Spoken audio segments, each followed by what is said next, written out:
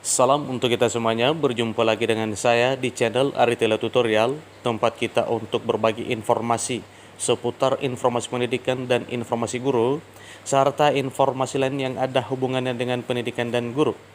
Pada pertemuan kali ini saya menyapa Bapak Ibu honorer Sanair yang selalu setia melaksanakan tugas tanpa mengenal lelah. Saya yakin Bapak Ibu selalu dalam keadaan sehat walafiat. Pada video kali ini saya ingin berbagi satu informasi yang mana informasi ini merupakan informasi penting yang wajib diketahui oleh Bapak Ibu honorer Sanair, yang mana hal ini adalah penentu Bapak Ibu honorer bisa diangkat menjadi PNS tanpa tes sesuai dengan RUU ASN terbaru. Nah, apa kira-kira hal penentuin Bapak Ibu? Simak videonya, jangan ketinggalan informasi.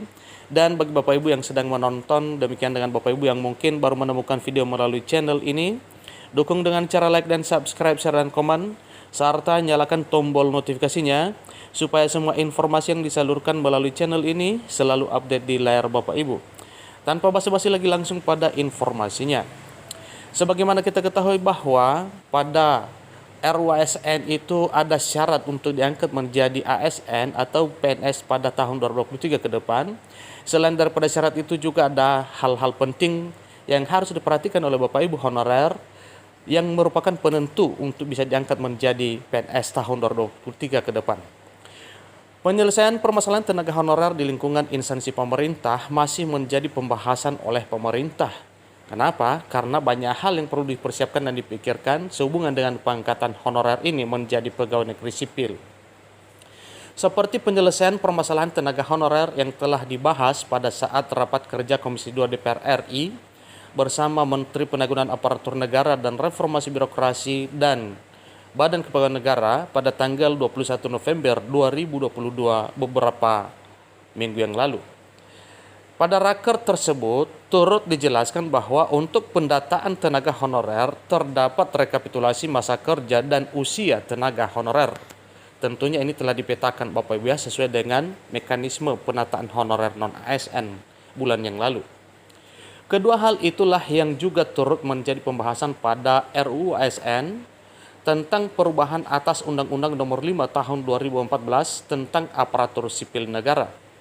Di dalam isi RUU ASN tersebut disampaikan bahwasanya terdapat 6 kategori tenaga honorer yang wajib diangkat menjadi pegawai negeri sipil bila RUU ASN ini disahkan menjadi Undang-Undang ASN. 6 kategori tenaga honorer yang dimaksud adalah pendidikan, kemudian kesehatan, kemudian administratif, seterusnya pelayanan publik, seterusnya pertanian, dan terakhir adalah penelitian. Jadi inilah 6 kategori honorer yang bertugas di 6 bidang ini yang bisa diangkat menjadi PNS tanpa tes sesuai dengan RUU ASN terbaru. Pada RUU ASN yang telah disetujui untuk perpanjangan waktu pembahasan terhadap RUU ASN ini, terdapat pasal 131A. Pada pasal tersebut dijelaskan bahwa pegawai tidak tetap, tenaga honorer, pegawai tetap non-PNS, dan tenaga kontrak yang bekerja terus-menerus dan juga diangkat dengan berdasarkan keputusan yang dikeluarkan hingga tanggal 15 Januari 2014.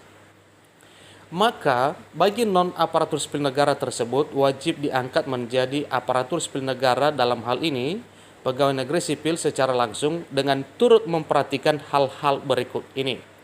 Pertama, masa kerja yang paling lama. Nah, tentunya masa kerja paling lama ini Bapak Ibu sesuai dengan informasi yang telah kita share juga melalui video ini di channel ini, bahwa ya masa kerja ini ada sampai 20 tahun ya, dan seterusnya. Kemudian batasan usia pensiun ya, seterusnya bekerja pada bidang pendidikan, kesehatan, penelitian, pertanian, administrasi, serta pelayanan publik. Dan keempat, kelengkapan administrasi. Nah, kelengkapan administrasi dimaksud Bapak Ibu merupakan dokumen-dokumen yang mendukung Bapak Ibu bisa diangkat menjadi pegawai negeri sipil tanpa tes tahun 2023 bila RUU ASN ini disahkan menjadi Undang-Undang ASN. Jadi keempat hal tersebut turut menjadi penentu apakah tenaga honorer yang bekerja di lingkungan instansi pemerintah dapat diangkat menjadi pegawai negeri sipil ataukah tidak.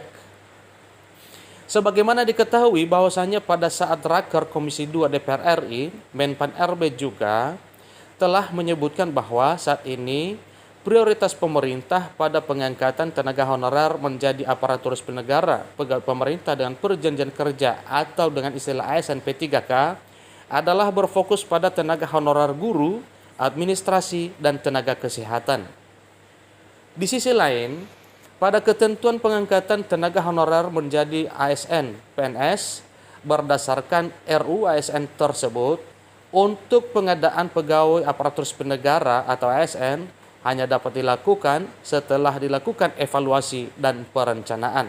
Nah, tentunya Bapak Ibu, sebelum melakukan evaluasi dan perencanaan ini, ya, berarti untuk sementara pengangkatannya itu dipending, namun rencananya tetap dilanjutkan.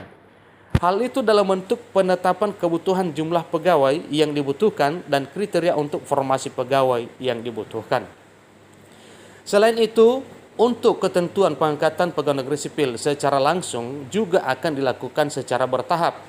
Akan tetapi harus telah selesai dilakukan paling lambat 3 tahun sejak diundangkannya undang-undang mengenai perubahan undang-undang aparatur sipil negara ini. Nah, itulah informasinya Bapak Ibu, ya, mengenai apa hal yang bisa menjadi penentu Bapak Ibu bisa diangkat menjadi pegawai negeri sipil tanpa tes berdasarkan RUU ASN yang baru ini.